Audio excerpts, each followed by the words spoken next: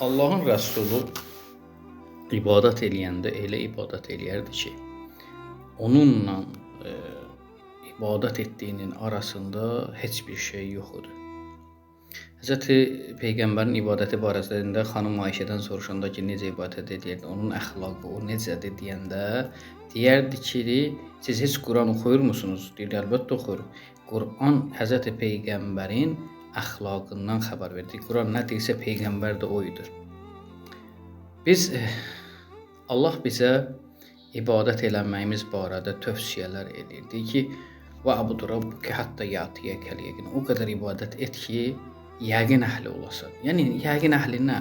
Yəni o qədər ibadətdə olasan ki, o qədər bağlanasan ki, səni heç bir şey, heç nə ondan ayırmıyor. Artıq sən onda bişəsən. Sənə daha biri gəlib şəkk elətdirə, sən şəkkə düşməyəsən. Odur, biz gün ərzində 2 dəfə ibadət halında oluruq. İkisində də ibadət halında oluruq.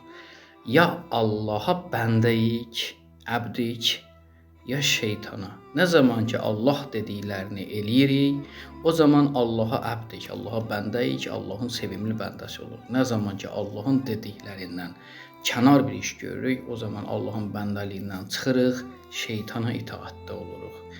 Allah bizi qorusun, Allah bizi Allaha ibadət eləyənlərdən eləsin. Çünki insan ki, gün ərzində 2 dəfə ibadət eləyirsə, bir hədis var bu barədə. Deyir ki, qiyamət günü pərdələr götürüləcək, görəcək ki, insan Allaha deyil, şeytana səcdə eləyib.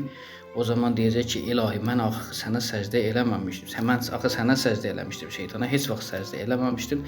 Deyəcəklər ki, ona, sən dünyada Allah dediklərindən kənara çıxdığın üçün iblisə səcdə elədiyinin forması da canlanıb sənin əməl dəftərlərində. Allah bizi qorusun, Allah bizi iblisə səcdə eləməkdən azad eləsin. Allah bizi Allaha, yəni özünə əbd olmağı nəsib eləsin. Çünki Həzrəti Peyğəmbərdən də bir rəvayət var, qoy onu deyim, təbərrük olsun burada.